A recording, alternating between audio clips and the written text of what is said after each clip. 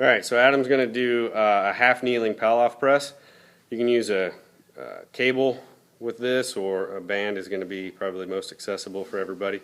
You're just in a half kneeling position, which means you got one knee down and the other leg out in front of you. See if you can straighten up that foot and point it straight forwards for me, right towards me. There you go. So try and keep your feet so they're on railroad tracks or on rails. The other foot should be curled under, toe curled under. So if you look at him from the side, he's pulling tension on that band and then just pressing out in front of him. You see his down knee is directly underneath his hips.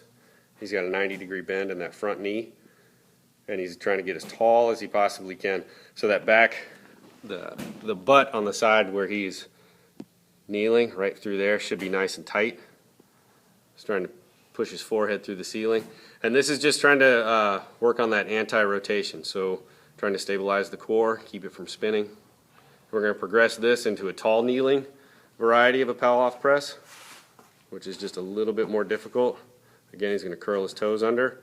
He's going to get as tall as he can, stick his chest out, squeeze his butt, stabilize that core. And he's just going to press that band out. And you can come as far away and use as much tension on this band as you want. Clearly, if you get too much, it's going to pull you back, and you'll know it. So, tall kneeling press. Right there. And now we're going to transition this into a standing version of the same thing. So he's going to stand up, maybe pull that band up a little bit higher. Slide that up. There we go. So here he can stand up, start with a nice wide base. And you really feel like you're getting spun around on this. Yeah, it wants to pull you that way. Yep. And as you progress this, you can bring it down to a more narrow base. You can bring your feet even a little closer together if it's kind of easy. You don't have to stretch the band out super far. That really intensifies it through the core, through the butt. And then you can get crazy with it and go single-legged. Let's see if we can do it here.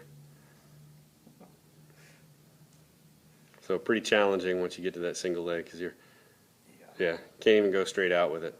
So that's your Pallof press progression. Start with a half kneeling, work on that.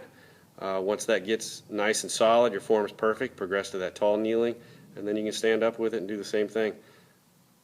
There you go.